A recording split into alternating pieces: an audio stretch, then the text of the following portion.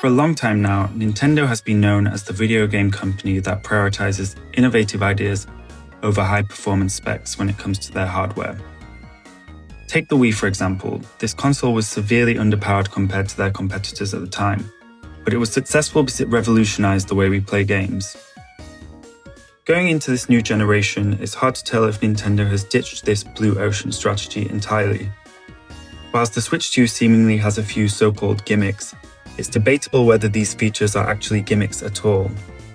With the mouse mode, Nintendo offer an extremely functional control scheme that is used in most PC games, so it's not the control scheme itself that can be considered a gimmick, but the way this functionality is used instead.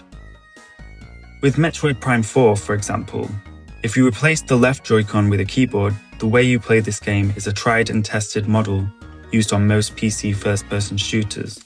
Therefore, the use can barely be considered a gimmick. But with games like Drag X Drive, Nintendo are clearly demonstrating how the Joy-Con 2's mouse controls can be used in tandem with their other functions to make a completely new and innovative experience. Now, onto the topic of this video, the Switch 2 camera. Much like the mouse controls, a webcam is far from a new concept and is used in both casual and professional settings on a daily basis, especially in a post-COVID world. Whilst Nintendo have demonstrated some interesting gameplay uses for this in Mario Party Jamboree TV, I think they have also made clear that the camera is an optional purchase that can mainly be used for streamlined social features whilst gaming. I think the fact that Nintendo allows the use of many other third-party USB cameras shows that this feature is more about function rather than innovation. I think overall they just want the Switch 2 to be a cheaper, more user-friendly option in comparison to regular PC gaming. I see Nintendo actively competing with Steam rather than Sony these days.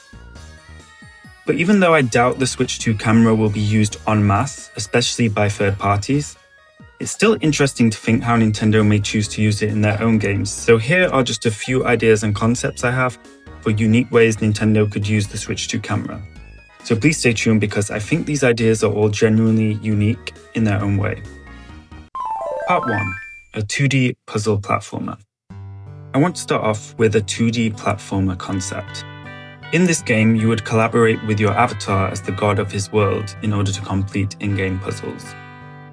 The camera feed will be underlaid in the sky/background of the platformer, so you can see it at all times. You can control things via the camera, but also you control the character who will be doing the platforming with the Joy-Cons. Every level introduces a new mechanic. For example, you can blow to create a gust of wind, clap to create a lightning strike, move platforms around on screen using your hands. The controls use a mixture of video and audio input to deduce what the player is intending. The goal is simple: get the character from A to B by solving elemental puzzles based on the environment. Some more in-depth examples of this could be filling up an area with water by moving rain clouds around, guiding a hot air balloon forward by generating wind, or breaking obstacles by striking lightning. So essentially the game is about bending the environment and collaborating with yourself to get to the end of each level. I think with a bit of workshopping, this could be a really cool idea for a Switch 2 camera game. Part 2. Custom content. Next up is a more general concept, but I was thinking about how Nintendo could use the camera for custom content within their games. And for some reason, the existing game that came to mind that I think could utilize this idea the best was Gamebuilder Garage. I think because of the differences in the Joy-Con, it might not actually be possible to use all the capabilities of this game on the Switch 2. And since the game sold over 1 million units, I think Nintendo would be willing to make another title for the Switch 2 rather than a Switch 2 edition. One of the main differences I can see them peddling this time around would be the camera functionality. Even if Nintendo themselves don't end up using the camera in creative ways, I know that it would spark so many creative ideas in Gamebuilder Garage. One idea would be to add image into the game design. For example, you can texture a character with your face or body and make the game with PS1 style graphics. You could texture items with their real-world objects, or even just use the camera to eyedrop colors for the game. Whilst we're on the topic, this idea could also be used in other games too, like Animal Crossing when creating custom designs. But aside from this, I'm sure they would add some nodes to the game that allow you to use the camera for game mechanics. I'm not sure exactly how this would work from a technological perspective, but I'm sure if enough features were added that could take advantage of the camera, the possibilities would be almost endless. Now, Gamebuilder Garage is often used for building microgames, much like in the WarioWare series. When I was planning this video, I didn't want to devote an entire section to the idea of a new WarioWare snapped game, because I wanted to think of more unique ideas, and at this point I'm sure everyone has already speculated on this possibility. But I did want to just quickly mention it here since it ties in. If Nintendo does have a WarioWare camera game in development, they have almost definitely thought of ways they can add these ideas into Gamebuilder Garage. So ultimately, there are obviously still issues with this idea, as I think Nintendo would be worried about people making obscene games with their own photos. But maybe if there was some moderation implemented to online content, it could work. Part 3. 2D Zelda Concept. As I'm sure a lot of people would really hate the Switch 2's gimmicks leaking into big first-party titles, this will definitely be the most controversial of my ideas. But I would love to see a 2D Zelda game that makes use of the Switch 2 camera, and to be honest, this isn't such a weird idea considering Zelda games have played with hardware a lot in the past. So picture this, you're playing a top-down Zelda game and you're in a dungeon. The game already has small puzzles or other mechanics that require you to use the camera. For example, I was thinking maybe the game could bring back an instrument and this instrument is controlled using the camera somehow. But anyway, this isn't really the main idea I wanted to talk about. When you walk into the boss room, there is a huge statue. The ghost that has been following you around the entire dungeon comes out of the statue and possesses Link. The statue then starts to move and you suddenly start to realize that it is mimicking your movements. Basically, you have switched bodies with the spirit of the temple and the roles have reversed for the boss battle. You now have to defeat Link in the body of the statue using camera movements. This would mean something like using your left and right hands to time certain moves and hit Link. Eventually you knock the spirit out of Link and can deal the final blow. The spirit of Link then re-enters his body and you have defeated the dungeon. The only problem with this idea is it would be difficult to pull off in a surefire way. People could have issues with their camera that would ruin the surprise. But if it did work correctly, then it would be such a memorable moment in any game.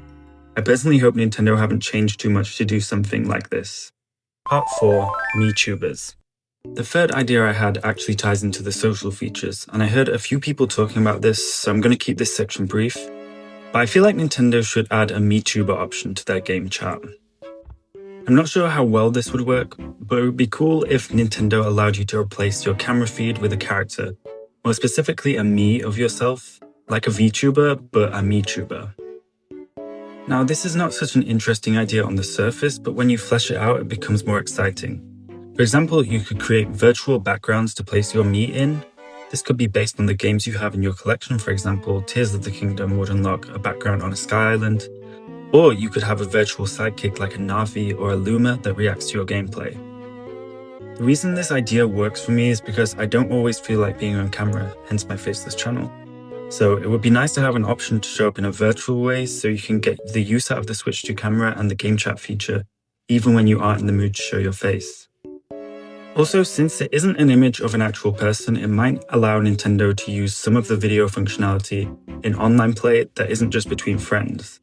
If they manage to make it expressive enough, it could be a way of communicating online without the use of the camera feed and the microphone, almost like an automatic way of emoting during gameplay. Anyway, that's all I have to add to the conversation on this topic, so let's move on to the next. Part 5. Desktop Puzzle Game. So I saved the weirdest one till last, and this next concept is perhaps the most gimmicky and bizarre idea, but I think it would be really cool. It's mainly based around AR technology. My idea is a puzzle game that involves pointing the camera downwards onto a desk or the floor, and in this game the surface becomes a game board where there are AR puzzles. In this game, the camera detects the placement of each Joy-Con on the desk, and the gyro and mouse controls sense the movement of the Joy-Con. So you can place the Joy-Con down and it will use the mouse controls and gyro to accurately measure where you move them or if you rotate them. So for example, the Joy-Cons could be used as a mirror, and you have to move and rotate them in the space to reflect a beam of light in order to hit a goal. Or alternatively, the Joy-Con could be used as a tool that you move to different locations and rotate accordingly in order to open valves. Perhaps this could be the entire concept of the game, the Joy-Con being some kind of Swiss Army knife of tools you have at your disposal to solve these puzzles. As I was thinking more about this idea, I guess the flaw would be that there are only 2 Joy-Con. It could lead to the puzzles perhaps being too simple. So this got me thinking about other items that could be used. Maybe the game could come with several blocks with QR codes on them, so when you place them in the game, the camera detects the code and they transform. Alternatively, it could also allow you to use Amiibo in this context. You tap an Amiibo and place them in the desk space. Then the camera becomes aware of this item, so when you place it, it can perform certain tasks.